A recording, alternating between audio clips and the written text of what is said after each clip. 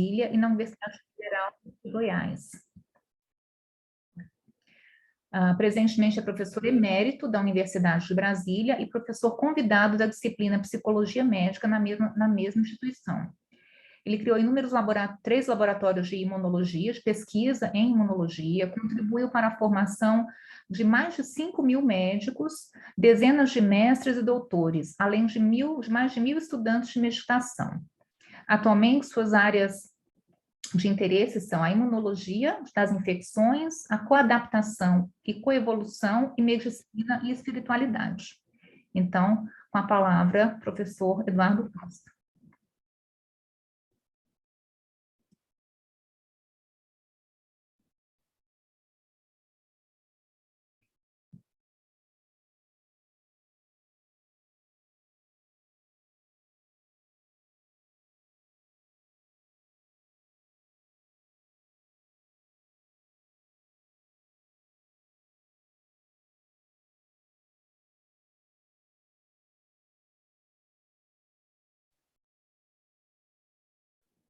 Professor, está mudo?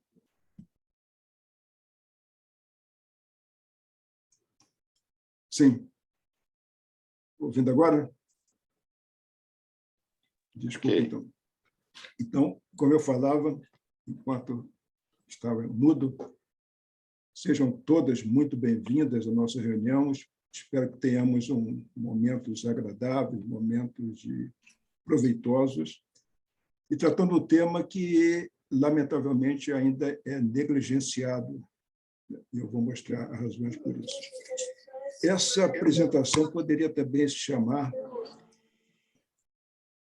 Como mitigar os sofrimentos médicos.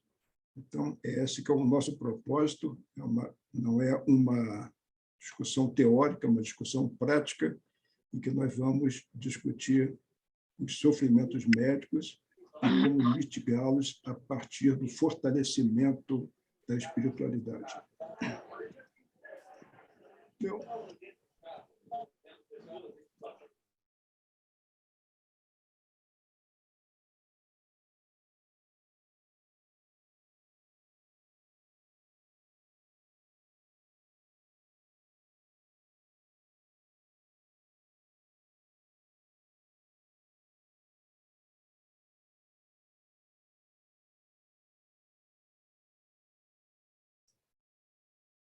alô? Estão ouvindo?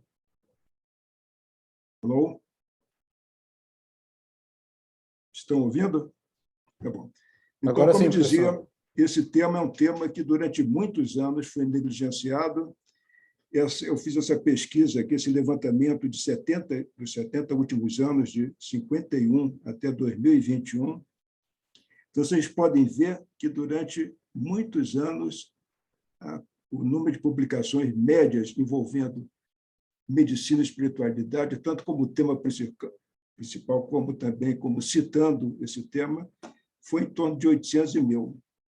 Isso por 2 razões. A primeira razão é que a medicina é considerada uma ciência e a espiritualidade não era considerada uma ciência. Então, havia um certo constrangimento da parte dos médicos de estudar esse tema.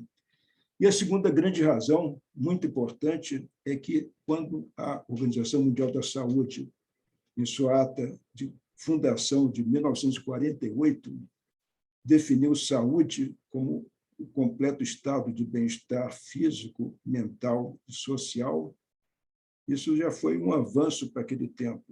Entretanto, atualmente, nós temos muitas críticas a fazer em relação a essa situação, que o momento que se considera saúde dentro desses termos, obviamente, a doença também está contaminada por essa definição e, consequentemente, a cura também o está. Então, o que acontece é que, 50 anos depois da fundação da OMS, na década de 90, no fim de 90, a OMS, embora não reconhecendo a dimensão espiritual, mas ela falou tangencialmente que, atualmente, muitos trabalhos estão dando importância à dimensão espiritual. Isso foi suficiente para que houvesse um boom na quantidade de trabalhos publicados a partir da década de 90, início década de 2000, e de lá para cá o crescimento tem sido espantoso, contínuo, continuado e sempre positivo. Atualmente, no ano de 2021, foram publicados por ano 350 mil trabalhos sobre medicina e espiritualidade, ou citando esse tema medicina e espiritualidade. Então, o crescimento aqui é continuado. Parece que não vai parar mais durante muito tempo. E, se nós compararmos a área de medicina e espiritualidade, esse tema, com medicina e imunologia, que é um dos temas mais dinâmicos da área da medicina, a disciplina imunologia, então vamos ver que coisa interessante. Então, obviamente, há um crescimento do número de publicações envolvendo medicina e imunologia, com alguns picos, algumas quedas, mas um crescimento. Só que, a partir de 2012, de maneira ainda pouco explicável para mim, começou a haver uma queda contínua do número de publicações envolvendo imunologia, e é contínua. E nós podemos prever que, daqui entre 5 e 10 anos, nós temos mais publicações sobre medicina e espiritualidade do que sobre medicina e imunologia. Então, essa é uma questão muito interessante e ainda um pouco enigmática, saber por que dessa queda da imunologia. Talvez já saibamos tanto sobre isso que já está havendo um certo desinteresse em descobrir coisas novas. Mas, enquanto que a evolução da medicina e espiritualidade é sempre crescente, e a da imunologia começou a cair. Muito bem. Vou fazer um comentário sobre a linguagem que eu vou incluir nessa nossa apresentação. Nós estamos na fase de linguagem inclusiva, que eu concordo plenamente. Há 54 anos atrás, quando me formei, minha turma tinha 76 alunos masculinos e 5 femininas. Então, naquele tempo, ainda talvez fosse justificável se referir à coletividade como médicos, já que era ampla maioria.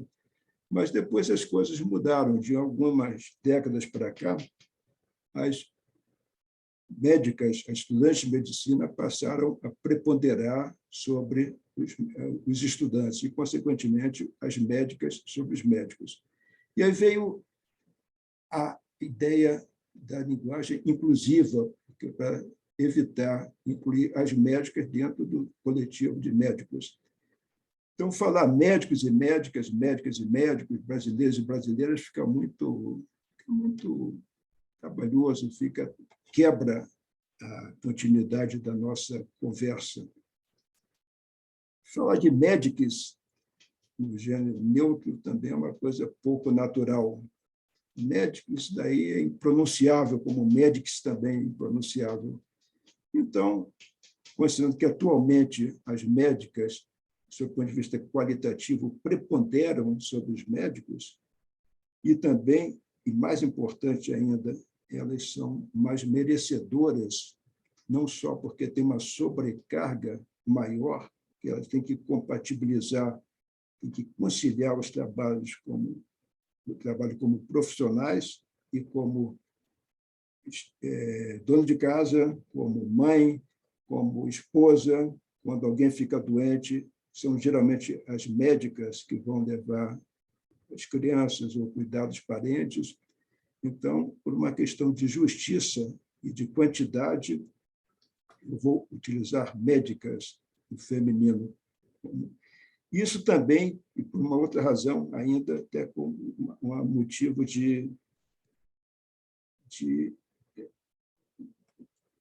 motivo que as médicas, as mulheres médicas, são não só fisiologicamente superiores aos homens, porque elas são capazes de gerar filhos, de gestar filhos, de amamentar filhos.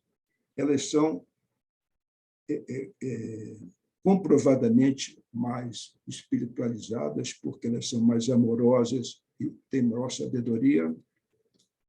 E, apesar disto tudo, elas recebem, em média, 30% a menos do que os médicos recebem. Elas são geralmente preteridas na hora de promoção e na hora de assumir cargo de chefia. Então, eu deixo aqui minha homenagem às médicas femininas e peço que os médicos, tanto os cis como os trans, se sintam contemplados com esse termo médicas. Então, daqui para frente, eu vou tratar tudo no feminino. Acho que todos vão concordar comigo, né? Então, vamos começar nossa apresentação com um aparente paradoxo. Aliás, deixa eu voltar aqui só uma coisa.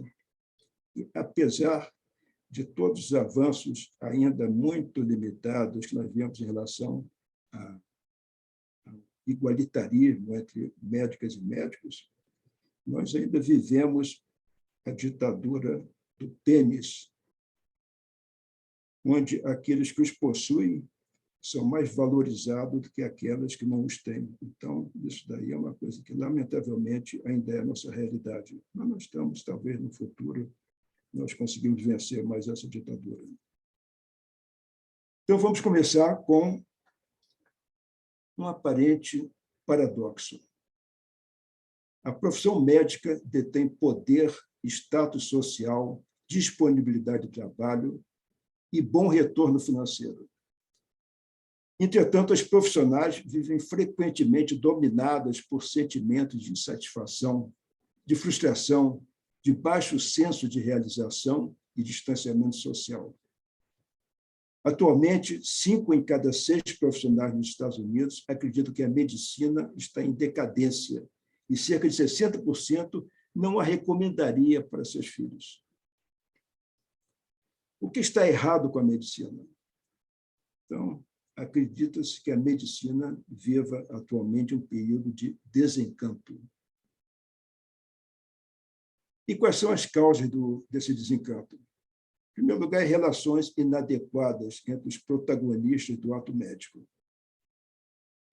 A impessoalidade do ato médico, isso em grande parte devido aos planos de saúde, que não existe vínculo entre o profissional e as pessoas por eles atendidas, os turnos, a alta rotatividade, a terceirização da medicina.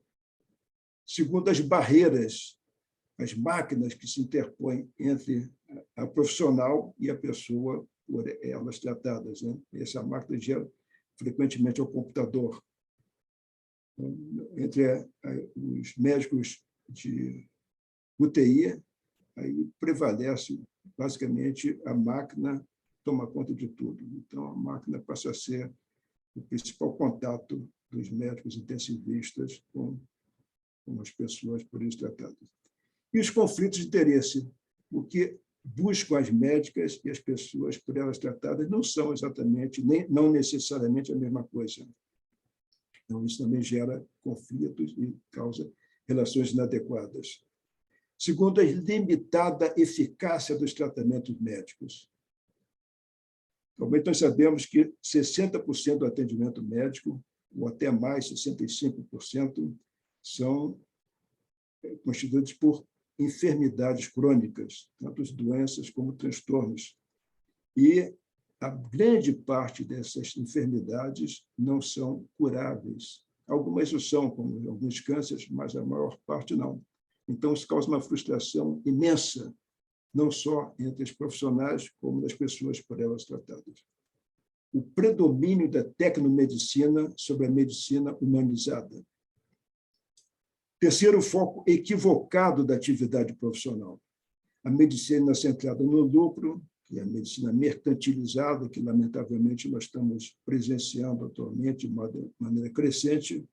A medicina centrada nos exames, ou seja, a medicina defensiva, em que a profissional pede excesso de exames para evitar ser processada por uma prática médica. A medicina centrada na doença ou no transtorno, ou seja, a medicina das partes, não a medicina do todo. E a medicina centrada no tratamento, um número excessivo de drogas. Há pouco tempo eu atendi um senhor um quadro demencial, que tomava 36 drogas e suplementos diferentes por dia. Então, obviamente, a iatrogenia é uma realidade, porque, frequentemente, o médico não leva em consideração o que outros colegas prescreveram. Então, vai acumulando drogas e, consequentemente, acumulando também as iatrogenias. E, finalmente, as condições de trabalho. O excesso de responsabilidade.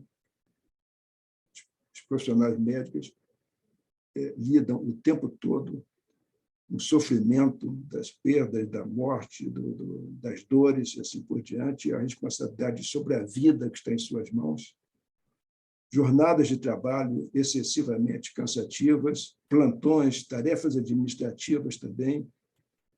Atualmente, fez-se um levantamento que a médica leva a cada hora de atendimento direto com a pessoa tratada, com seus pacientes, ela leva de 1 a 3 horas preenchendo formulários e requisições e atestados e encaminhamentos e assim por diante.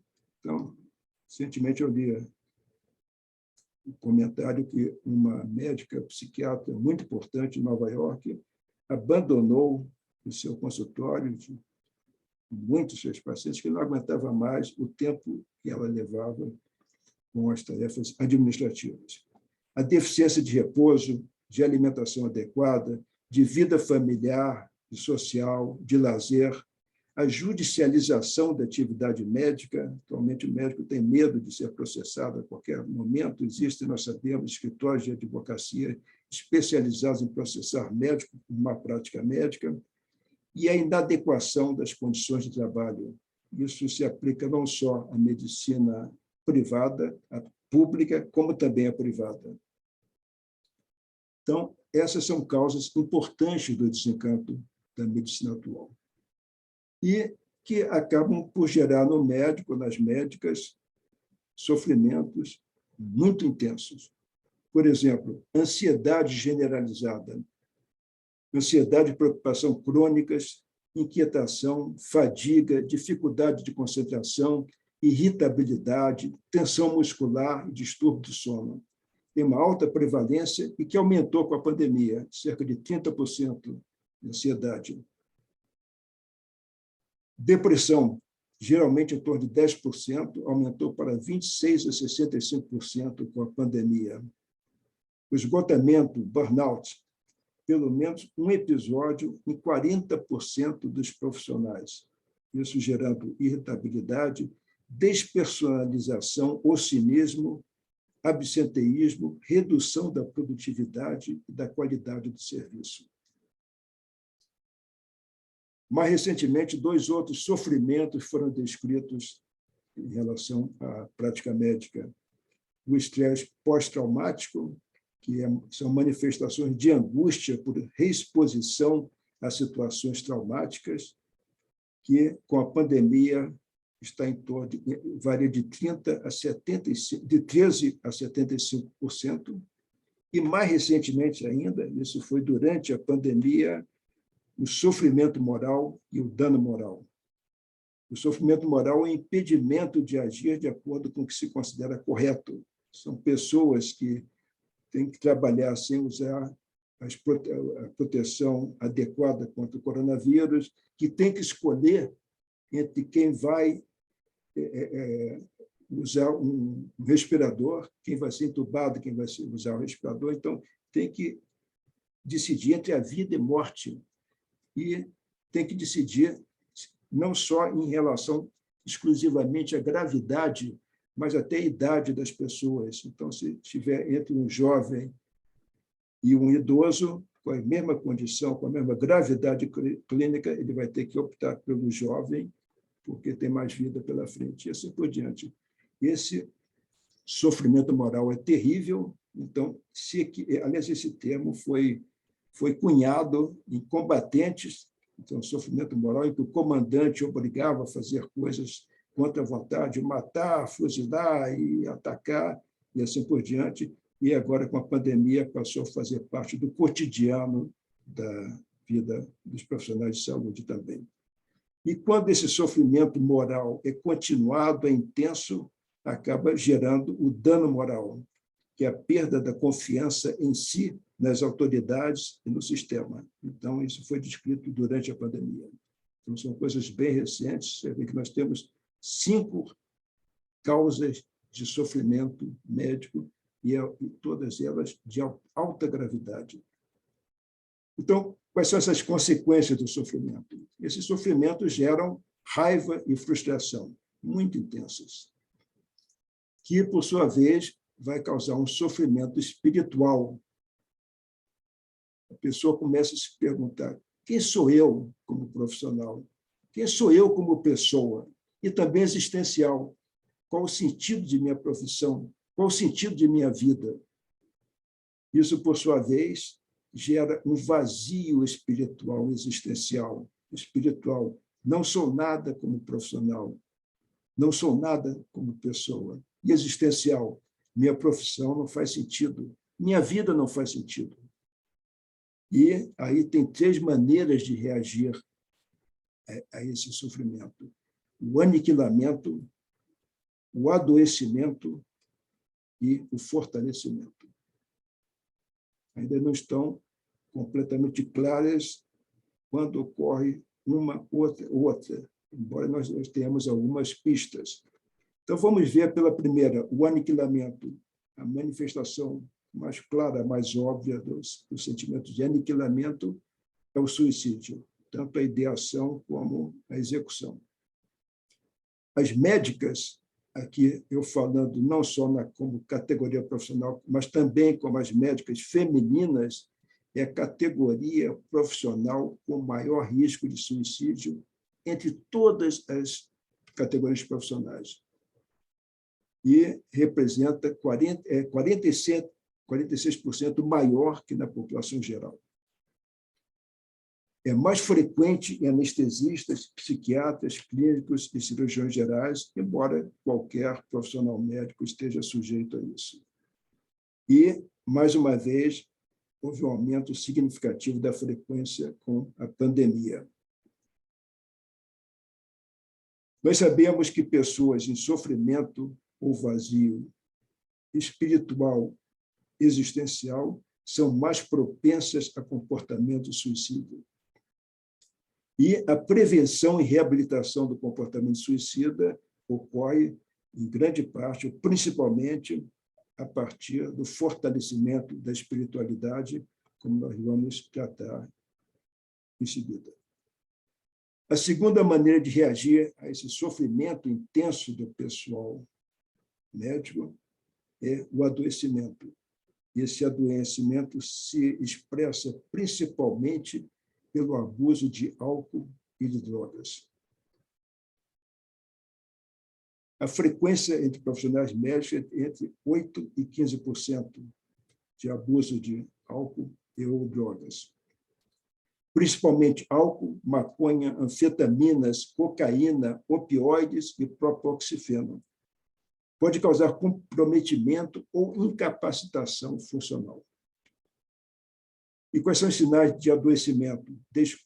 Descuido com a higiene, instabilidade emocional, privação de sono e aumento da frequência de erros médicos. O abuso pode ser influenciado por componentes genéticos e comportamentais, mas frequentemente se acompanha ou é causado por sofrimento ou vazio espiritual existencial.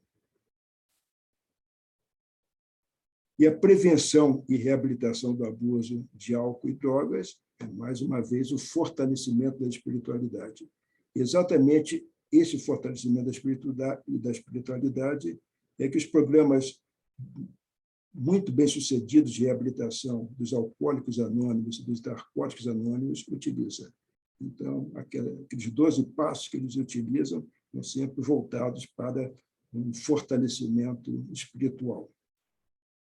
E a terceira maneira de se reagir aos sofrimentos médicos é a mais estranha e a mais misteriosa de todas. É ao invés de se aniquilar, se deixar aniquilar, se deixar adoecer, as pessoas crescem espiritualmente. É o crescimento pós-traumático.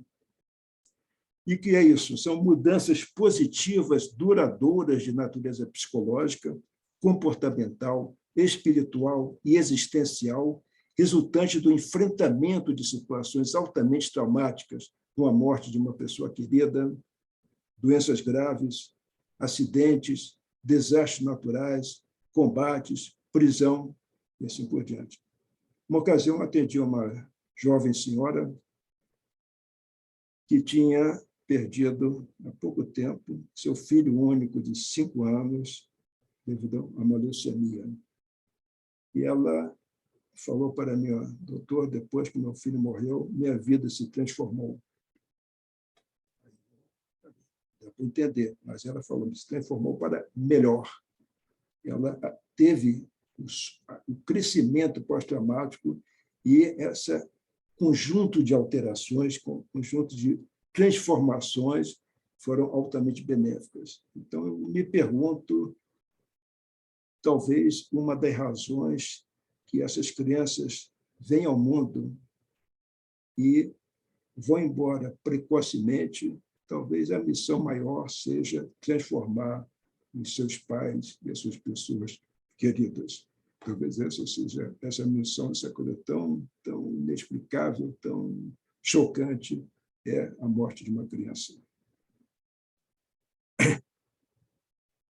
O aumento, a característica desse crescimento pós-traumático é o aumento da espiritualidade, da amorosidade, da sabedoria, melhora das relações pessoais, determinação de propósito para a existência, valorização do que é realmente importante. As coisas pequenas deixam de ter importância, as coisas. Então, a pessoa valoriza, de fato, aquilo que é importante.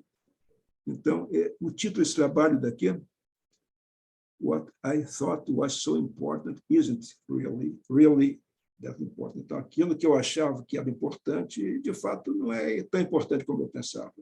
Isso é uma consequência dessa transformação importante do crescimento pós-traumático. É mais frequente em mulheres, mais uma vez, uma característica de superioridade espiritual das mulheres, nas pessoas jovens e aquelas com maior espiritualidade, mas estranhamente, mas não tem relação com a religiosidade. Então, aqui nós estamos vendo já uma diferença que vou tratar mais à frente, as diferenças entre espiritualidade e religiosidade. É frequente entre os profissionais de saúde da linha de frente durante a pandemia. Então, isso também foi uma das coisas que a pandemia nos ensinou, e como isso foi importante para o crescimento de muitos profissionais de toda a ordem, não só de médicos, mas de enfermeiras, pessoal de laboratório de apoio, de os que limpavam o chão do hospital, que conviviam com intenso sofrimento. E eles relatam que cresceram, se fortaleceram espiritualmente. O mecanismo aceito para essa coisa misteriosa é reprocessamento cognitivo. Então, a pessoa a mente vai começando a se reprocessar, a aceitar aquela nova condição e, às vezes, supercompensar com esse crescimento. Isso se dá em períodos de meses a anos depois do trauma. Entretanto, essa explicação não explica porque não contempla casos de crescimento pós-traumático instantâneos, como aqueles que acontecem com a experiência de quase morte. Isso é uma coisa já bem estudada, as pessoas que sofrem parada cardíaca, têm uma experiência de quase morte, que dura, às vezes, minutos, depois desses minutos elas voltam diferentes. Então, não houve tempo para ver reprocessamento cognitivo, nada disso. Então, isso é alguma coisa misteriosa ainda não explicável, quando a pessoa precisa intensamente, recebe aquela dádiva, daquela força de conseguir não só superar aquela condição, mas crescer a partir daquela condição. Então, essa é uma coisa fantástica, crescimento pós-traumático. Então, quais são as estratégias para prevenção e mitigação dos sofrimentos? Em primeiro lugar, autocompaixão. Qualquer pessoa precisa desenvolver processo de autocompaixão, quando eu falo autocompaixão, não é pena de si próprio. A compaixão é de se valorizar, de saber de suas limitações, se valorizar e gostar de si mesmo. Isso é essencial. Também o fortalecimento das redes de afeto, famílias e amigos. Adequação das condições de trabalho. Às vezes não depende só da gente, mas isso tem que ser buscado de toda forma. Evitar ultrapassar os limites, coisas que profissionais de saúde fazem com muita frequência. Alimentação e repouso adequados. Lazer e atividades físicas. Informação para reduzir as incertezas médicas. Uma das causas de intenso sofrimento é a incerteza que os profissionais têm quando, frente a um caso, não tem uma segurança total, não tem conhecimento naquela hora para agir. Claro, esse conhecimento, se ela se mantiver atualizada sempre, isso reduz essas incertezas, mas, mesmo assim, tem momentos que ela não tem como se atualizar instantaneamente, então ela tem que se fiar na intuição e em outras coisas, em outros auxílios mais que nós temos. Né? E, finalmente, eu reputo como talvez a mais importante estratégia para a prevenção e mitigação dos sofrimentos é o fortalecimento da espiritualidade. Vocês veem aqui, pela essa quantidade de referências bibliográficas que são citadas debaixo de cada texto, que tudo que eu estou falando é baseado em dados científicos sólidos, e não é nada que eu estou inventando. Então, se depois vocês se interessarem, podem consultar esses trabalhos. Então, fortalecimento da espiritualidade. Então, a pergunta é, o que é espiritualidade? Existem pelo menos 92 definições de espiritualidade, incluídas em 6 temas básicos. A nossa relação com Deus ou com o ser superior é o que se associa ao eu ou ao self, o eu aqui maiúsculo, em contraposição ao ego, é a transcendência ou a conectividade com o ser superior, é o que não pertence ao mundo material, é a força vital da pessoa, ou o sentido ou propósito da vida. Então, você vê que é um tema ainda muito... Existem centenas, talvez milhares de artigos científicos e livros discutindo isso, e sem que haja até hoje um consenso. E eu vou mostrar aqui a definição que eu gosto muito, publicado nesse livro. Roger Gottlieb é um professor de filosofia, é um filósofo estadunidense, e é uma pessoa que ele conta aqui no prefácio desse livro que ele sofreu de crescimento pós-traumático quando seu primeiro filho nasceu com várias malformações congênitas e morreu no hospital 65 dias. Antes de ir para casa mesmo, ele morreu no hospital. Então, a partir daí, Roger Gottlieb cresceu espiritualmente. Ele, até então, ele não se interessava por esse assunto, achava que a coisa era não acadêmica. Ele foi para a Índia, aprendeu meditação e voltou para os Estados Unidos e atualmente é uma grande autoridade em espiritualidade. Escreveu mais de um livro sobre isso. Esse aqui eu acho que é o melhor. Ele fala que espiritualidade é a compreensão de como a vida deveria ser vivida e uma tentativa de ver desta maneira. Então, pode ser uma coisa óbvia, mas é uma coisa muito mais profunda do que parece. Também essa definição desse professor de religiões comparadas na Inglaterra, Philip Sheldrake, espiritualidade se refere a nossos valores mais profundos e o senso de propósito que se procura viver.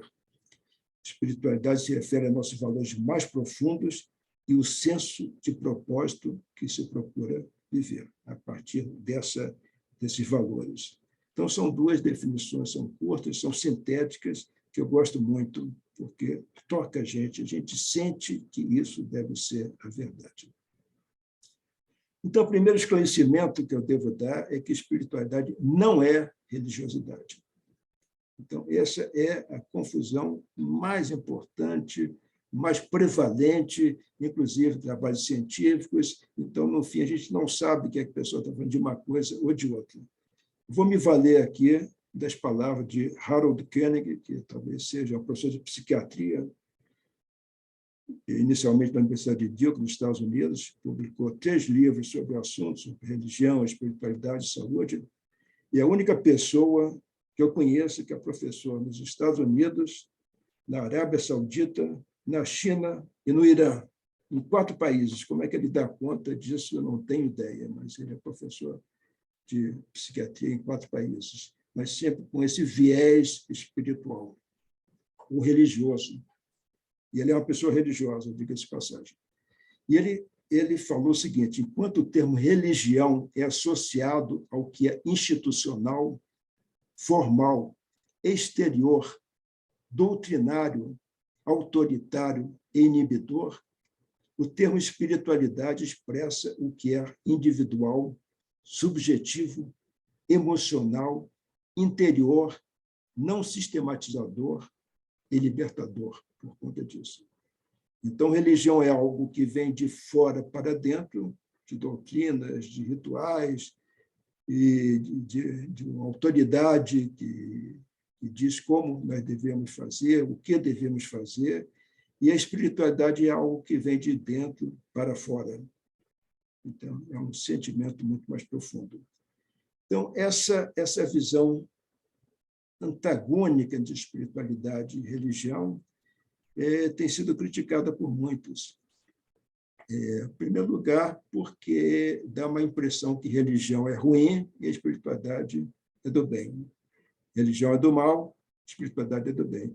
E segundo, porque, embora sejam condições distintas, a visão antagônica entre espiritualidade e religiosidade é criticável por desconsiderar o fato de que pessoas religiosas possam ser espiritualizadas. Isso é óbvio, né? Embora nem toda pessoa religiosa seja espiritualizada, existem pessoas religiosas que são espiritualizadas.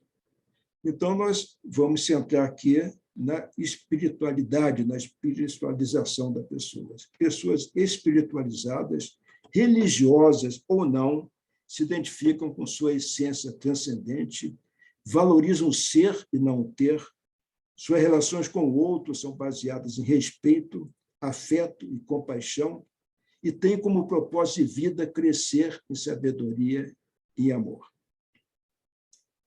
Enquanto que pessoas não espiritualizadas, religiosas ou não, se identificam com aquilo que elas não são, ou seja, com seu corpo, com suas posses, com seus títulos, com suas ideologias, com sua família, com sua rede social e assim por diante. São egocentradas e frias em suas relações com o outro e levam uma vida sem propósitos, exceto o de alcançar a felicidade, embora não tenham noção clara do que isso seja. Durante muitos anos eu trabalhei como, digamos, um orientador espiritual e eu perguntava às pessoas qual o sentido da sua vida. E, para minha surpresa, a maior parte dizia: eu nunca pensei nisso. Alguns diziam: o sentido da minha vida é ser feliz, é ter saúde, é ter dinheiro, é ter um carro, é ter uma casa, é ter uma profissão, ter segurança. Mas, muito, muito, muito raramente, alguém dizia o sentido real da sua vida, porque tudo isso voltava para a profissão, para a saúde, para status e assim por diante, mas não para a pessoa, para a realidade, a essência da pessoa. Então, qual o impacto agora já sabemos o que é espiritualidade, vamos discutir qual seria o impacto da espiritualidade sobre a saúde. Então, ela melhora a recuperação de câncer, de doenças cardiovasculares, neurológicas, musculoesqueléticas e psíquicas, há uma redução da dor, do estresse, da ansiedade e da depressão, aumento da longevidade, melhor enfrentamento das adversidades, inclusive as doenças, melhora da recuperação pós-cirúrgica, prevenção e recuperação de droga-adição, melhora da qualidade de vida, inclusive de doentes terminais, e aumento da eficácia da terapia cognitivo-comportamental. Isso seria muito bonito se fosse verdade, só que não é. Simplesmente, nós não sabemos se essas conclusões se referem à espiritualidade, porque o conceito de espiritualidade e de espiritualidade estão, nesse caso, não foram distintos. Então, os autores falam espiritualidade / religiosidade, espiritualidade / religião, e assim por diante. Então, enquanto não houver uma definição clara do que seja espiritualidade, nós nunca vamos ter condição de analisar seu impacto real sobre a saúde das pessoas. Por conta disso, então, eu resolvi aceitar esse autodesafio e criei uma proposta de definição de espiritualidade. Então, quais são as dificuldades para o estudo científico da espiritualidade? Como eu falei, falta uma distinção clara com religiosidade, falta de consenso sobre sua definição, cada um tem sua definição pessoal, por isso que eu estou criando a minha. No domínio religioso, espiritualidade é considerada como o senso de conectividade com Deus. Isso é uma definição teológica ou ideológica e, consequentemente, é não operacional. Nós não podemos mensurar o grau de conectividade com Deus. E no domínio secular, ou seja, não religioso, espiritualidade invoca a procura pelos significados e propósitos da existência, que é uma definição filosófica e, consequentemente, também não operacional. Enquanto nós utilizarmos uma dessas 92 definições de espiritualidade, nós teremos muita dificuldade de definir o seu real impacto sobre a saúde das pessoas. Então, eu criei essa definição. Espiritualidade é o estado decorrente da identificação com nossa essência amorosa e se manifesta pela capacidade de doar e receber amor.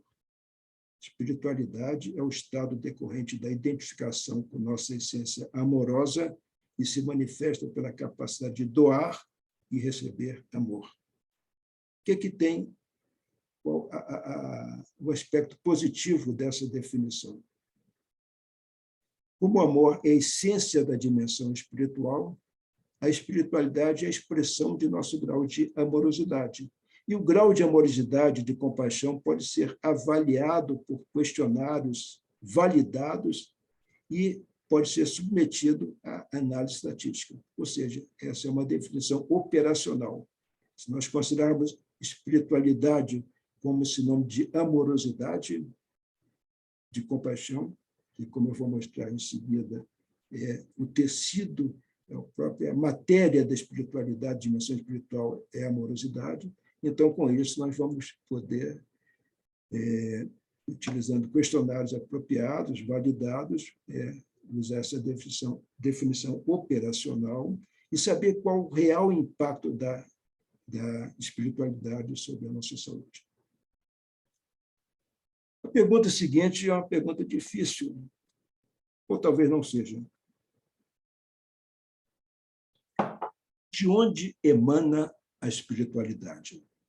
Eu não digo em seu caráter mais transcendental, mas no caráter mais pessoal.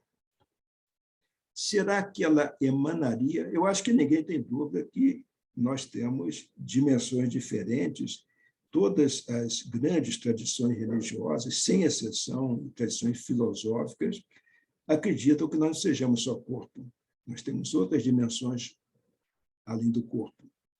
Então, essa dimensão, a mais óbvia, é a dimensão física, cuja natureza é átomos, é constituída por órgãos, células e moléculas. Mas temos também uma dimensão psíquica, cuja natureza são nossas emoções, nossos pensamentos. Mas temos também uma dimensão relacional, que cuja natureza é nossas relações com o outro, seja o outro, uma outra pessoa, um animal, a natureza, isso é outro. Qualquer coisa que não sejamos nós, a nossa dimensão relacional. Nós não podemos dizer que não temos como justificar que a espiritualidade emane da dimensão física, nem da dimensão psíquica, nem da dimensão relacional, embora ela esteja intimamente relacionada com as três dimensões. Então, ela, de fato, emana, nesse modelo que eu estou trazendo para vocês, da nossa dimensão espiritual, da nossa dimensão sutil, cuja natureza é meta-energia. Já vou falar para vocês o que é isso. E, na minha concepção, é a sede da nossa personalidade, diferente do que os psiquiatras, os psicólogos, os profissionais psiquiátricos consideram que a personalidade faz parte da dimensão psíquica. Eu já acho que a personalidade faz parte da dimensão espiritual. É nosso próprio eu, nossa própria essência, nosso próprio self, é a nossa consciência, a nossa alma e mais os nossos sentimentos. Então, a natureza da dimensão espiritual, nessa concepção pessoal, é a nossa essência amorosa, ela que é o tecido da dimensão espiritual. Da mesma maneira que Descartes achou que nós tínhamos uma dimensão pensante, uma matéria pensante, eu considero que essa matéria pensante, na realidade, é a nossa essência amorosa, a nossa matéria, o nosso tecido espiritual. Muito bem. E como é que funcionam, como atua a dimensão espiritual?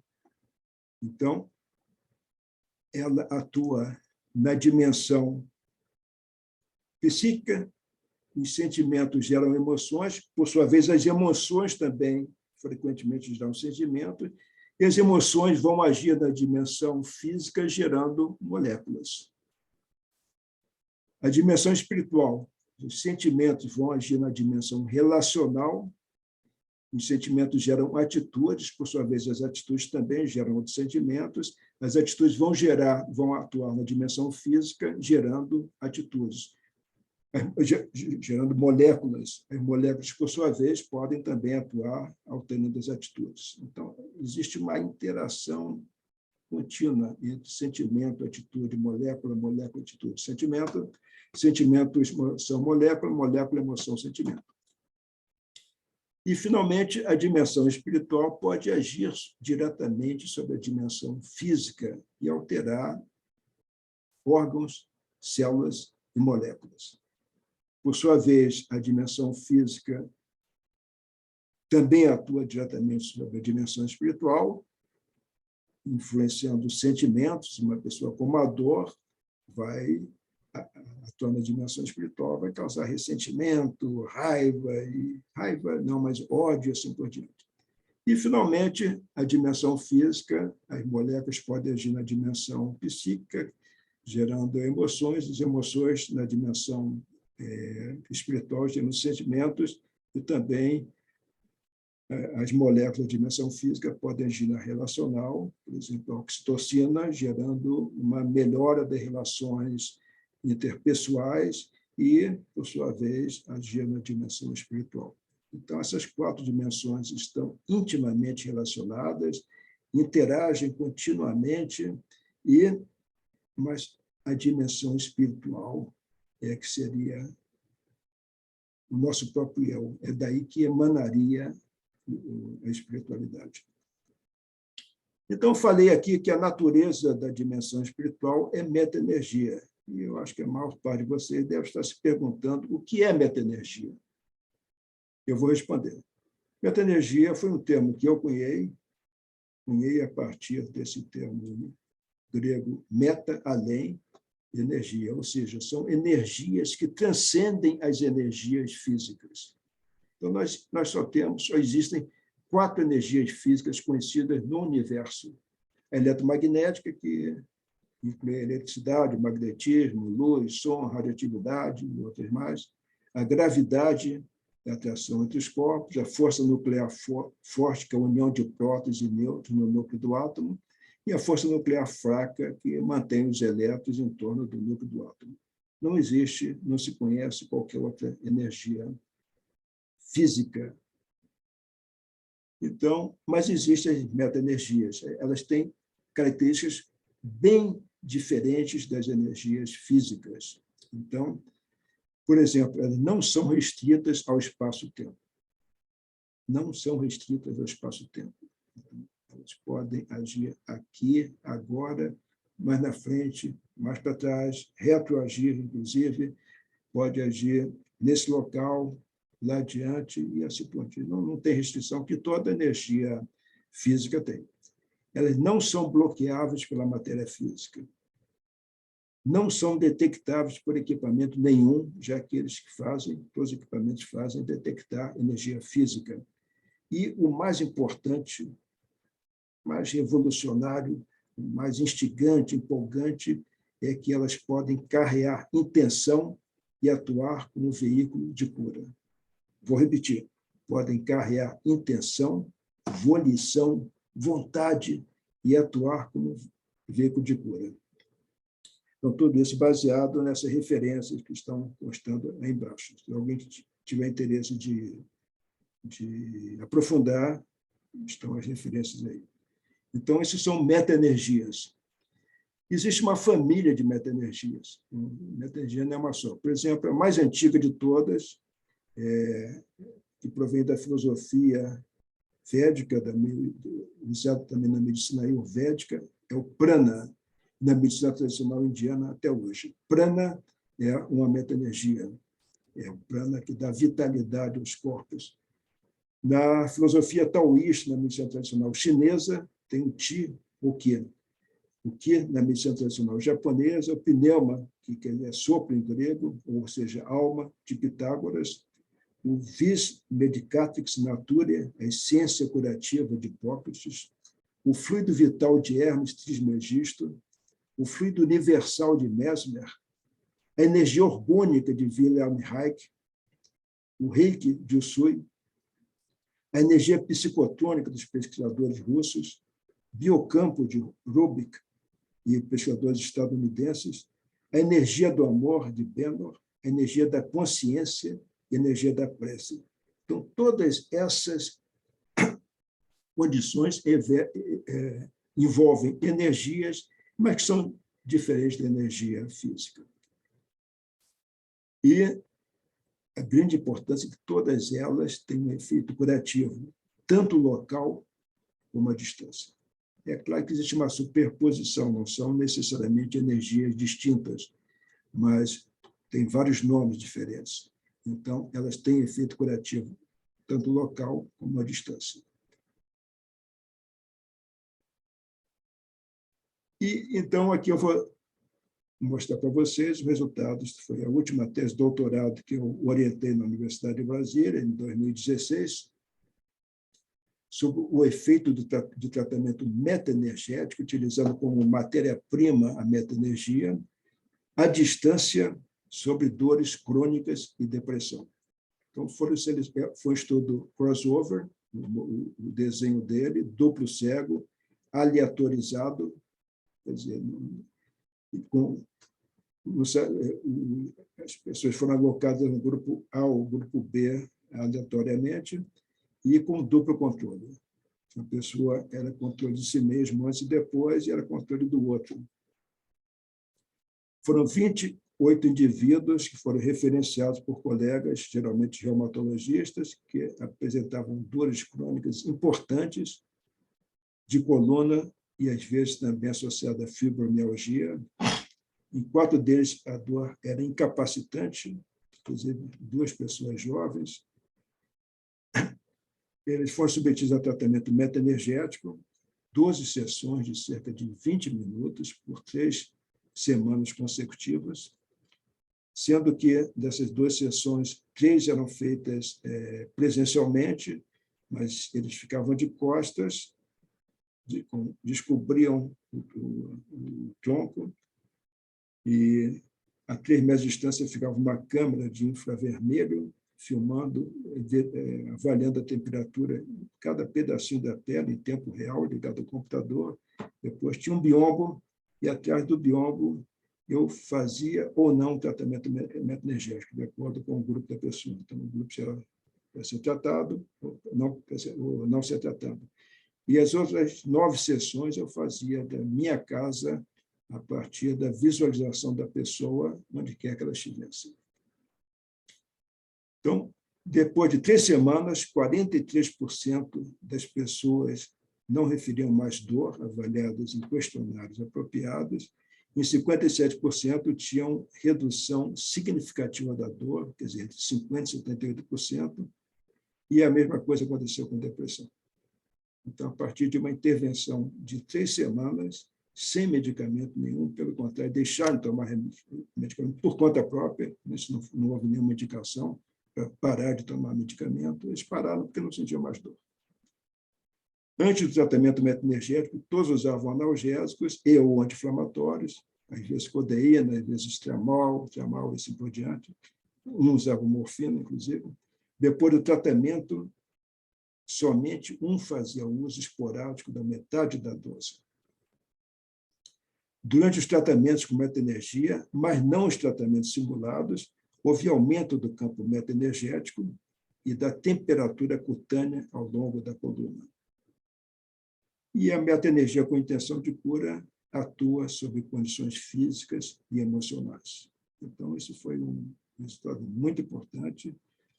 Foi uma decisão muito perigosa de minha parte, que o meu orientando concordou que podia ter falhado, ele perderia a tese de doutorado dele, mas ele aceitou o desafio e finalmente deu certo. E felizmente deu certo. Então, a gente pode pensar que o negócio da metoenergia pode agir simplesmente por efeito placebo, se bem que as pessoas não sabiam se estavam recebendo ou não. Então, foi estudo duplo cego. E a pessoa que estava analisando os resultados também não sabia se a pessoa pertencia ao grupo que tinha sido tratado ou que não tinha sido tratado. Mesmo assim, tem alguma coisa, algo contundente. A metoenergia atua sobre células, ou seja, não é efeito placebo em hipótese nenhuma. Então, a normalização da capacidade fagocitária de neutrófilos e monócitos ex vivo. Foi um trabalho que nós fizemos no nosso grupo da Universidade de Brasília, já há algum tempo atrás, em que estudantes de medicina recebiam ou não prece de 2 grupos diferentes, de denominações religiosas diferentes, e nós, depois de 7 dias, em que as pessoas recebiam uma foto das pessoas da pessoa-alvo, e faziam prece por ela, e elas estavam todas sadias, não era para recuperação, mas sim com bons propósitos de fortalecimento, e aconteceu que a capacidade fagocitária e também o estresse foram modificados por ação da prece. Mais uma vez, tanto controlando o indivíduo com e sem prece, como o mesmo indivíduo antes e depois da prece. A alteração do crescimento de plasmódios, que isso também fizemos lá no nosso laboratório de imunologia. Plasmódio é o parasito da malária, em que nós usávamos a intencionalidade positiva ou negativa, ou seja, imposição de mãos, o IM imposição de mãos, para fazer o plasmódio crescer ou para bloquear seu crescimento, para inibir seu crescimento. E é exatamente o que acontecia. Se a intencionalidade fosse de reduzir o crescimento, ele reduzia, de fosse crescer mais, ele crescia. E esse trabalho também já foi publicado usando diversas bactérias diferentes, pela imposição de mãos. Apoptose de células, destruição de células de câncer de próstata e de pâncreas in vitro. Esse termo ex vivo, aqui, para quem não sabe, é que, embora os indivíduos recebessem a prece, nós tirávamos as células dele, e o teste era feito fora do indivíduo, por isso se chama ex vivo, fora da pessoa viva. In vitro é feito tudo na bancada. Então, células cultivadas de câncer de próstata e de pâncreas são destruídas pela Qigong. O mesmo Qigong, que é a energia Qi, reduz o crescimento, a meta-energia Qi, reduz o crescimento de células de carcinoma hepático, também evita a supressão do crescimento e aumento de apoptose, destruição de células de câncer de mama, incutivo por Reiki, estimula a proliferação, diferenciação e mineralização de osteoblastos humanos, são células do osso, que formam osso, e redução da diferenciação e mineralização de células de osteosarcoma, são células neoplásicas de osso. Enquanto estimula as células boas, destrói as células ruins. Toque terapêutico. Alteração de fenótipo, ou seja, sensibilidade a antibiótico, e de genótipo, ou seja, do genoma de uma bactéria, Enterobacter aerógenas, por biocampo. E, finalmente, aumento da concentração de cálcio intracelular por bioenergia. São todas diferentes expressões de meta-energias. Então, tudo isso daqui é ação sobre células. E, mais instigante do que isso, também a meta-energia age sobre moléculas. A alteração das propriedades físico-químicas e termais, da taxa de reação, da seletividade, energia de ligação de composto orgânico, butilfenol, por biocampo. Trabalho publicado agora em 2016. Alteração das propriedades físicas e atômicas de composto inorgânico, bismuto. Retardo da farmacocinética da vitamina D3. Então, a vitamina D3 era submetida a essa meta-energia gerada pelo biocampo. In vitro, depois era dado em soluções para ratos, e isso reduzia, modificava, retardava a farmacocinética.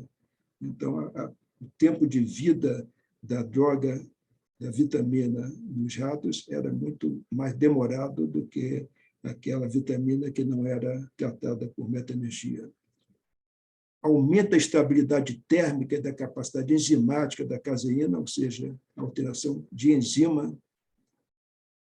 E, mais surpreendente ainda, a atuação sobre o ADN de arroz, aumentando sua germinação, o crescimento de raízes e brotos e a concentração de glutationa e ácido indol-acético, funciona como hormônio para as plantas, no arroz. Então, isso pode gerar um aumento da produtividade no arroz. Trabalho também relativamente recente, publicado agora em 2015, esse American Journal of Bioscience. Então, a meta-energia age sobre moléculas, sobre células, sobre indivíduos. E quais são as características de tratamentos meta-energéticos à distância? Também ampla bibliografia a respeito. Quais são os tratamentos meta-energéticos à distância? Então, a distância exclui completamente a possibilidade de efeito placebo, né? Que a pessoa não sabe, está longe, não sabe, está recebendo. Então, a prece intercessória é um tratamento meta-energético à distância, o Reiki, o Qigong e a técnica de intencionalidade curativa, que eu referi recentemente, ainda há pouco a ela. Envolvem todas elas doação de amor incondicional. Único, ou seja, são tratamentos espirituais. O único interesse da pessoa que faz uma prece, o Reiki, o Qigong, ou a intencionalidade curativa, é ajudar a pessoa que está sofrendo. Atuam sobre as dimensões, todas as dimensões humanas, a física, a psíquica, a relacional e a espiritual. Tem um efeito, o efeito independe da religiosidade de quem faz ou de quem recebe, mais uma vez mostrando a dissociação entre religiosidade e espiritualidade. Então, independente da religiosidade de quem faz o tratamento e de quem recebe, os resultados são os mesmos. E existem algumas condições para a efetividade do tratamento. De quem faz é intensa compaixão. Se a pessoa não for compassiva ou não estiver compassiva, não adianta que não vai acontecer nada. Tem que ter uma atenção extrema uma concentração na pessoa alvo daquele tratamento, só tem que visualizar seus olhos, sua expressão facial, seu nome, ficar repetindo o seu nome e a intenção de tratá-la, ou seja, de aumentar a sua saúde, ou seja, aumentar a sua saúde geral, mas a pessoa que faz tem que ter uma saúde espiritual perfeita, porque se não tiver, ela não consegue tratar ninguém. A mesma coisa deve acontecer com as preces. E de quem recebe é o anseio pela cura, embora não seja obrigatório. Muitas vezes, essas curas metaenergéticas à distância, a pessoa nem sabe que está sendo tratada e, mesmo assim, ela é favorecida pelo resultado, é beneficiada. Então, eu falei aqui de saúde espiritual. O que é saúde espiritual? A saúde espiritual é medida pelo grau de nossa amorosidade, ou seja, nossa capacidade de doar amor. E como nossa amorosidade é expressa? Por tudo o que nos aproxima do outro. Qualquer coisa que nos aproxima do outro é espiritualidade. Então, tem muitas diferentes manifestações de amorosidade. Por exemplo, a generosidade, a cordialidade, a benevolência, o altruísmo, o perdão, respeito, carinho, caridade, misericórdia, tolerância, piedade, confiança, paciência, afabilidade, solidariedade, boa vontade, afetuosidade, aceitação, concórdia, ternura, doçura, cortesia, bondade, simpatia, complacência, humanidade e condescendência. Mas eu deixei de fora de propósito aquela que é mais importante, aquela que é essencial para o exercício, não só da medicina, como de qualquer outra profissão da saúde. Psicologia, odontologia, fisioterapia, fonoaudiologia, terapia ocupacional, qualquer coisa. É a compaixão. Então, compaixão de todas as expressões de amorosidade, essa é a mais importante, essa é a mais essencial. Se o profissional não for compassivo, a sua capacidade de ajuda é muito reduzida. E o que é compaixão? Então, compaixão é o sentimento que, ao olharmos uma criança como essa, esse grau extremo de magreza, esse olhar perdido, essa tristeza, essa falta de vitalidade, ela pode, na realidade, despertar 3 tipos de sentimento. Então, o primeiro é de pena, que é um sentimento superficial, ineficaz e frequentemente indesejado, voltado primariamente para aliviar a aflição do observador e não a do doente. Expressões como sinto muito, isso deve ser terrível, difícil de imaginar o que você sente, isso não ajuda em nada a pessoa. Existe um outro sentimento, esse é positivo, é empatia, que é a resposta afetiva de reconhecimento e a tentativa de compreensão do sofrimento do outro por meio de ressonância emocional. As expressões aqui já são diferentes. Ajude-me a entender sua situação. Perceba o que você está sentindo. Sinto sua tristeza. Isso é ressonância emocional. Mas tem outra ainda que é mais importante do que esse, é a compaixão. Compaixão é o sentimento que decorre da percepção do sofrimento ou da fragilidade de alguém e que desperta um impulso para ajudar. Desperta um impulso para ajudar. Expressões como, o que posso fazer para reduzir seu sofrimento? Pode contar comigo em qualquer circunstância. Farei tudo o que estiver ao meu alcance para reduzir seu sofrimento. Então, nós podemos, a compaixão e empatia, embora ocorram áreas cerebrais comuns, essas áreas em branco, existem áreas que são específicas da empatia, essa área azul, e outras da compaixão, essas áreas vermelhas. Então, essas áreas vermelhas da compaixão é a soma das áreas azuis da empatia, mas do movimento, do impulso para ajudar a pessoa. Então, nós podemos dizer que compaixão é empatia mais ação, e que fica muito bem simbolizada nessa figura que eu gosto muito. Isso é compaixão. Isso é mais do que empatia, muito mais do que pena. E é isso que todos nós, profissionais de saúde, devemos ter em relação às pessoas, sobre nossos cuidados. Então, vamos mostrar agora alguns aspectos da medicina compassiva, medicina amorosa, medicina espiritualizada. Então, primeiro, dos 3 aspectos, o primeiro que eu vou ressaltar é que a prática compassiva beneficia a todos os envolvidos no ato médico. O profissional, a pessoa enferma, seus familiares, os colegas da equipe e assim por diante. Então, os benefícios da amorosidade para a pessoa enferma. Pessoas tratadas por médicas amorosas, ou seja, espiritualizadas, são menos ansiosas e apresentam maior confiança no profissional, no tratamento, mais satisfação, mais aderência às recomendações médicas e mais autoconfiança. A evolução clínica das doenças é mais favorável em pessoas tratadas por médicas amorosas, espiritualizadas. A saúde espiritual, ou seja, a amorosidade, da pessoa enferma influencia positivamente sua saúde física, psíquica e relacional. Mas também, surpreendentemente,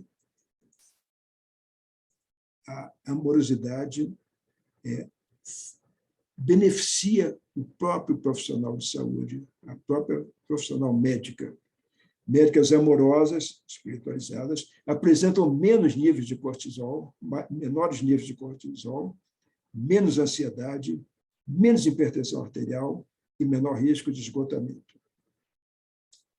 Maior senso de bem-estar psicológico, de conectividade e de humor positivo. Maior autoestima e facilidade para a formação de vínculos pessoais. Apresentam maior capacidade de cura, ou seja, maior efeito placebo, que todo profissional de saúde tem. Alguns têm mais, outros têm menos. Alguns têm efeito nocebo, causam prejuízo à pessoa por ele tratada. Consideram sua atividade profissional como uma missão e não como um fardo. Não necessitam se utilizar da medicina defensiva, porque ela e a pessoa por ele tratada são aliados, não são antagonistas, não são inimigos. E têm mais saúde, vivem mais e melhor. E podemos acrescentar, são mais sujeitas ao crescimento pós-traumático do que outros profissionais. Muito bem. Então, nós podemos concluir que a prática médica destituída de compaixão gera desarmonia e conflitos, reduz o potencial de cura, causa ansiedade e frustração às partes envolvidas e sobrecarrega o sistema de saúde. O segundo aspecto da medicina compassiva que eu queria compartilhar com vocês é que a compaixão beneficia todas as dimensões do ser. Os sentimentos amorosos beneficiam a saúde física, porque pessoas amorosas têm menor frequência de hipertensão arterial, menor nível de cortisol, como já vimos anteriormente, de citocinas inflamatórias, melhor regulação endócrina e menor risco de mortalidade. Também a saúde psíquica. Pessoas amorosas têm menor risco de ansiedade, de depressão, esgotamento físico e emocional, maior sensação de bem-estar, de humor positivo, de senso de conectividade e facilidade para a formação de vínculos pessoais. Também a saúde relacional, a compaixão e os demais sentimentos amorosos beneficiam a saúde relacional porque destrói as barreiras que nos separam do outro, ou seja, estimulam a alterização. Pessoas amorosas se colocam no lugar do outro, sentem o que o outro está sentindo, tem aquela ressonância emocional, e com isso as barreiras entre nós e os outros são destruídas. Então, faz bem a nossa saúde relacional. E, finalmente, faz bem a nossa saúde espiritual, porque a compaixão e demais sentimentos amorosos beneficiam a saúde espiritual, está escrito errado aqui, porque destrói as barreiras que nos separam de nós próprios, ou seja, nos tornam mais autocompassivos, aumenta a nossa amorosidade, ou seja, nós amorecemos, nós nos impregnamos de amor, de sentimentos amorosos. E o terceiro aspecto da medicina compassiva é que a compaixão regula o sistema imuno-neuroendócrino, que é o sistema mais importante de regulação de nossa saúde. Então, a compaixão ativa determinadas áreas cerebrais, que nós vimos anteriormente, essas vermelhas aqui, e a compaixão pela dor social é diferente da compaixão pela dor física. A ativação das áreas cerebrais estimula, por sua vez, a produção de várias moléculas bioativas, a oxitocina, vasopressina, endorfinas, que é a morfina produzida pelo nosso organismo, endocannabinoide, que é a maconha produzida pelo nosso organismo, serotonina, dopamina, fator de crescimento neuronal, que propicia a neuroplasticidade, e óxido nítrico. Elas todas vão causar aumento do prazer, do enfrentamento, do bem-estar, da confiança, da motivação, da memória, do humor positivo e redução da ansiedade e da depressão. Por sua vez, as moléculas também regulam o sistema neuroendócrino, regula o eixo hipotálamo, hipófise suprarrenal, e com isso reduz o tônus simpático, que é o tônus da tensão, redução da pressão arterial, melhora da memória e redução da neurodegeneração. Vou repetir isso, redução da neurodegeneração. E quais são as estratégias de reabilitação espiritual para as médicas em sofrimento? Talvez seja o mais importante, eu vou falar durante já estou terminando essa apresentação, talvez seja isso daqui que eu vou falar agora. Estratégia de reabilitação espiritual para as médicas em sofrimento. A coisa mais essencial é abandonar nossas falsas identificações. Você não é seu corpo, seus desejos, seus títulos, seu status, sua fortuna, seus pertences, sua família ou sua rede social. Nós não somos nada disso. E exatamente essa falsa identificação que causa um sofrimento pela vida toda. No momento que nós nos julgamos corpo, nós vamos achar que a maneira de satisfazer e alcançar a felicidade é comer muito, beber muito, nos drogando, achando que o mais importante da vida é aquele narcisismo, ter um corpo perfeito, e assim por diante. Então, nós temos que abandonar essas falsas identificações e nos identificar com o que nós somos, nós, verdadeiramente, com a nossa essência, com a nossa dimensão espiritual, com a nossa personalidade, nossa alma, com a nossa dimensão espiritual. E, para isso, facilita a adoção de práticas de autoconhecimento, como a meditação. Então, a meditação é muito importante, talvez seja a mais importante, mais generalizada, no sentido de nos identificarmos com o nosso eu real, e não com esses falsos eus que nós frequentemente achamos que somos. Livrar-se de tudo o que for supérfluo e que não concorra para o nosso crescimento. Tudo, tudo. Durante a vida, nós vamos acumulando coisas, nós vamos ver que a gente daqui a pouco vai embora e vai deixar coisas, vai dar trabalho para que eles vão ficar aqui. A maior parte das coisas que nós temos não vai servir para nada, e a gente vai acumulando, compra uma casa maior para acumular mais coisas, e nós não temos que acumular. E não só coisas, né? Sentimentos, todas as nossas relações, tudo que é supérfluo, nós temos que desfazer disso. Utilizar o tempo livre com atividades prazerosas e construtivas, como arte, esporte e leitura, entre outros. Desligar o telefone, o computador e o tablet por algum tempo, todos os dias, nem que seja meia hora, e em silêncio conectar-se com o ambiente ao seu redor e, posteriormente, consigo mesmo.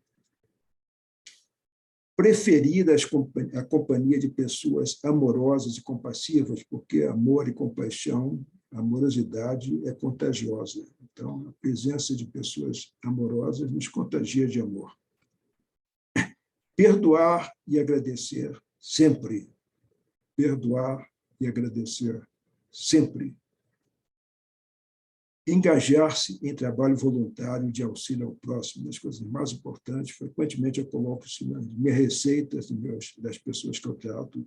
Isso é uma das coisas mais importantes, porque quando nós fazemos isso, não só nós vamos receber amor das pessoas que estão auxiliando por nós, mas nós vamos redimensionar nossos sofrimentos. Nós vamos ver que pessoas sofrem muito mais que a gente, todo mundo sofre, mas pessoas sofrem mais e enfrentam essa dor com muito mais grandeza do que nós. E, com isso, nós temos referenciais para mensurar, para dimensionar a nossa própria dor, coisa que nós não temos quando nós estamos sozinhos, egocentrados. Nós temos um problema que, se pegando, passamos ruminando aquele problema, o problema vai crescendo, chega um ponto, o problema fica tão imenso que a gente diz não tem condição de resolver. O problema é maior que a minha capacidade. Quando nós fazemos trabalho voluntário, vamos conhecer pessoas que têm problemas muito mais sérios que os nossos e resolvem aquilo, nós vamos ter referenciais para redimensionar nossos problemas. E aí fica muito mais fácil resolvê-los. 9, seguir uma doutrina religiosa ou filosófica que pregue o amor e a compaixão. Que pregue o amor. Existem vários caminhos religiosos e filosóficos. E, finalmente eu fiz uma besteira aqui, né? Agora, o que eu vou fazer?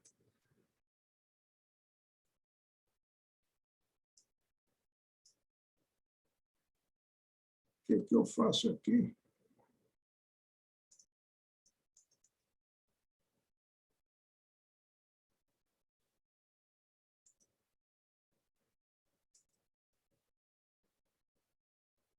E, finalmente, adotar como propósito de vida o crescimento em sabedoria e amor. Então, nós não podemos viver sendo levados pela vida. Nós não podemos montar no cavalo da vida, ele disparar, e alguém perguntar para nós, para onde você vai, para onde sua vida está me levando? E a gente fala, eu não sei. Pergunta o cavalo, ela que está me levando. Nós temos que definir com clareza e seguir esse propósito de vida. E, na minha opinião, o maior propósito de todos é crescer em sabedoria e amor. Sabedoria e amor são duas características da nossa dimensão espiritual. Ou seja, o propósito de vida é nos espiritualizarmos, o propósito de vida é nos transcendermos, é nos identificarmos com o nosso eu espiritual, nosso eu amoroso, e, se possível, continuar nessa trajetória de transcendência e nos unir a um ser superior. Então, minha mensagem final é essa. O reencantamento da prática médica passa pela redução dos sofrimentos das profissionais e estes só serão mitigados por meio do fortalecimento espiritual. Então, esse fortalecimento espiritual não é importante, não, é essencial para que nós consigamos não só prevenir os sofrimentos, como mitigar os sofrimentos que já estão presentes. E eu faço sempre uma oferta, quem tiver algum interesse em receber essa apresentação, basta enviar uma solicitação para esse e-mail.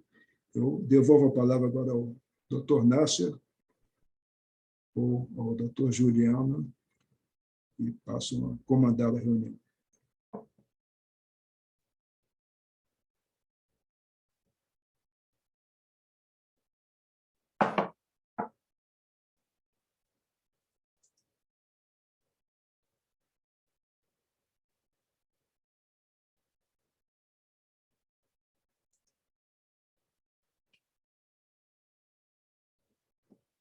Alô, Nasser. Alô, Cristiane. Não estou ouvindo ninguém? Doutor Tosta, tudo bom? Acho que o doutor Nasser está tendo um problema de áudio lá. Mas eu queria agradecer, antes de tudo, aí a excelência da aula. A gente teve vários elogios aqui, inclusive elogios saudosos aí de várias pessoas que não vêm há algum tempo. E eu queria aproveitar já para fazer a primeira pergunta que surgiu aqui. Então, vamos lá. Ele está falando da Juliana, não estou... Isso, não estou Juliano. Juliano, é. Então, a primeira pergunta é essa aqui. A transcendência é quesito da espiritualização? Interrogação. Se você vive somente o mundo agora e segue princípios éticos em busca do bem, sem nenhuma crença de algo fora desse mundo, sem aceitar o conceito de alma, espírito, haveria possibilidade de ser alguém espiritualizado? Sim, a resposta é definitivamente sim. Existem 2 graus de transcendência, 2 níveis de transcendência, que, mais uma vez, independe de religião. O primeiro nível de transcendência é a pessoa se identificar com o seu eu sagrado, o seu imortal, o seu eu amoroso, o seu eu espiritual. Esse é o primeiro grau. E não só se identificar, no momento que nós identificamos, o impacto é tão grande, é tão transformador, que isso modifica a vida da gente.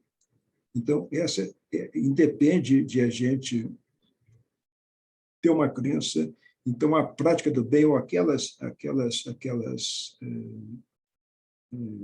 estratégias que eu sugeri levam a esse grau de meditação, levam a esse grau de transcendência. A transcendência no primeiro nível, que é a identificação de si com a sua essência.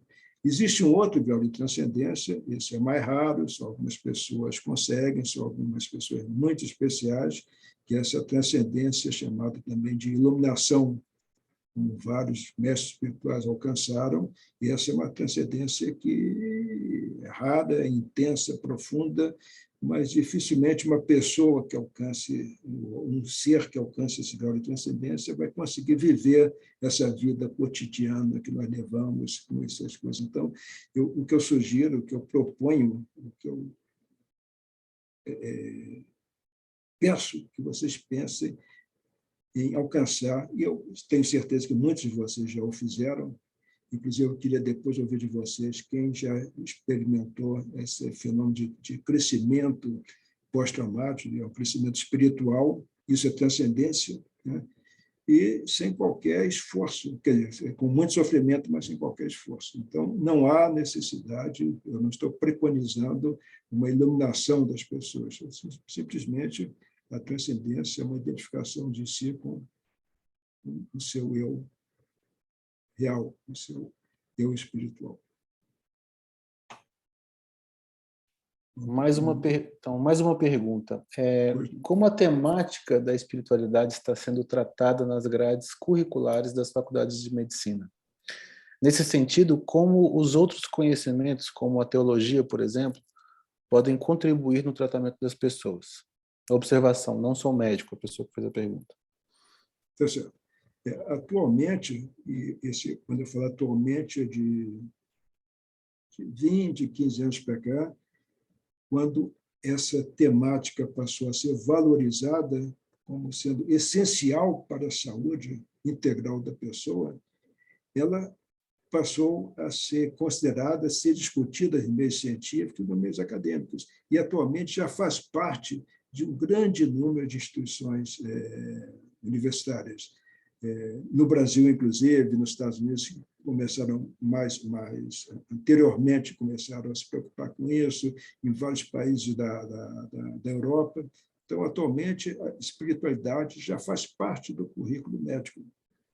E aqui na Universidade de Brasília, eu participo de uma disciplina do professor Lucas Brito, chamada Psicologia Médica, que permeia toda a formação do estudante de medicina, desde que ele entra até que chega ao internato. Todo semestre tem. E nessa disciplina, o tema com o qual eu participo é exatamente medicina e espiritualidade para estudantes de medicina. Então, felizmente, a espiritualidade está sendo aceita, acabou aquela desconfiança que existia no passado, de não, isso não é ciência, isso é misticismo, isso é coisa que não tem que fazer. Atualmente sabemos que ela é essencial e está sendo muito valorizada. Em relação à teologia, o aspecto até de espiritualidade, de ser um instrumento de busca espiritual, isso também é válido, mas a teologia, que também, mais uma vez, a pessoa pode ser completamente, até não só agnóstico, como ateu, e ser uma pessoa espiritualizada, por incrível que pareça. Eu conheço pessoas que, aliás, as pessoas mais espiritualizadas que eu conheço, mais amorosas, eu, quando falo espiritualizada, estou falando sinônimo de amorosidade. Era uma pessoa que não acreditava em Deus. Mas isso ainda é claro que cada um tem a sua maneira de sentir esse problema e de se portar nesse problema. Não sei se eu respondi satisfatoriamente. Maravilha. Vamos fazer mais duas perguntas. A primeira é, considerando que a metaenergia não tem dimensão, portanto, não pode ser medida, pergunto, a diferença entre um direcionamento de metaenergia produzida ou manipulada por um grupo de pessoas, em vez de por uma pessoa em favor de um paciente? Sem dúvida. Existem dados mostrando que quando ela é focalizada numa pessoa, o tratador parece coisa de cavalo, mas a pessoa que emite a meta-energia com intenção de cura, se ela focalizar aquela pessoa, se ela personalizar, ela consegue um efeito teoricamente melhor. Eu já fiz vários tratamentos meta-energéticos, não só para pessoas no Brasil, como fora do Brasil, na África, na Europa e assim por diante, e os efeitos foram reais, quer dizer, transcendem a espaço. Mas, como também a gente pode fazer por uma coletividade, um grupo de pacientes, digamos, um grupo de hospitalizados, uma família toda, um grupo de presidiários, um grupo de migrantes, e assim por diante. Não tem como mensurar o efeito, porque aí é muito mais complexo, mas, de qualquer maneira, existem dados mostrando que isso acontece. Existe uma experiência clássica, foi feita com meditação transcendental na década de 70, nos Estados Unidos, em que milhares de pessoas se reuniram em Washington e lançaram essa meta-energia pela meditação transcendental para digamos, reduzir o grau de violência na cidade.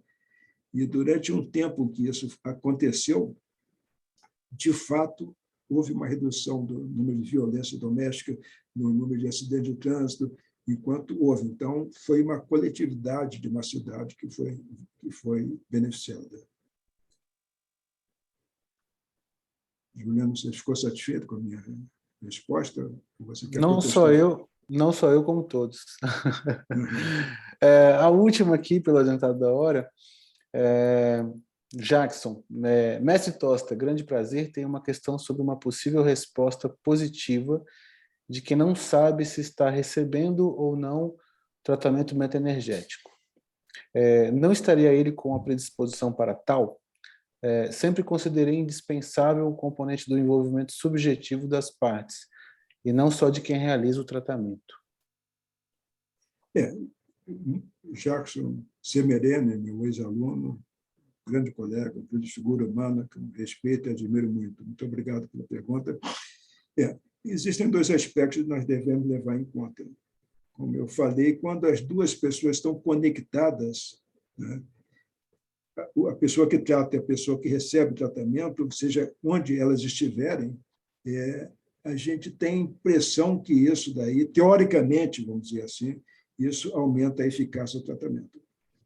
Por várias razões óbvias, que a pessoa está doando e a pessoa está querendo receber. Tem intenção de cura das duas partes.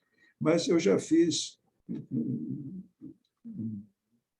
exemplo interessante. Tinha uma filha de um amigo meu que estava na Alemanha fazendo doutorado, teve uma crise depressiva grave, teve que ser hospitalizada. Esse meu grande amigo pediu que eu ajudasse. E aí ele falou para mim, olha, eu não vou falar nada para ela, que ela é cientista, ela não acredita nisso, isso é bobagem, então vai atrapalhar. Eu falei, não tem problema. eu trato mesmo que ela não saiba.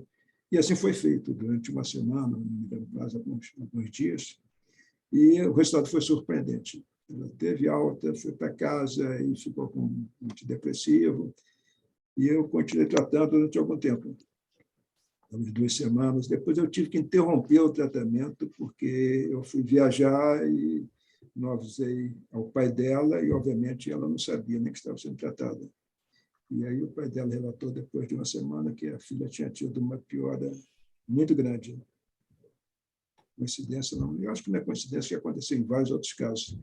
Aí eu voltei a tratá-la, ela melhorou, foi para casa, ela ficou tão satisfeita. Depois ela veio passar o Natal no Brasil, eu ensinei meditação para ela, ela ficou tão grata que colocou no agradecimento da tese de doutorado dela na Alemanha, um agradecimento a mim pela meditação que ela aprendeu e pela cura dela. Foi muito emocionante. Ela não sabia que estava sendo tratada.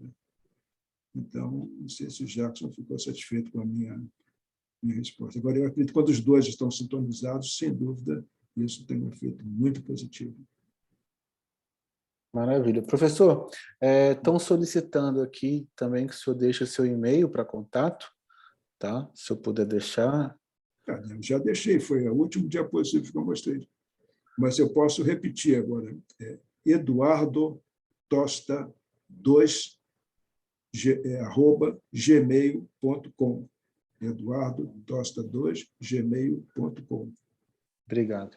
E para as pessoas que estão perguntando se a aula vai ficar disponibilizada, se o Dr. Tosta autorizar, vamos deixar postado ali, fixado no nosso canal do YouTube da Sociedade Brasileira de Endocrinologia Regional do Distrito Federal. SBEM Regional DF é o nome do canal no YouTube.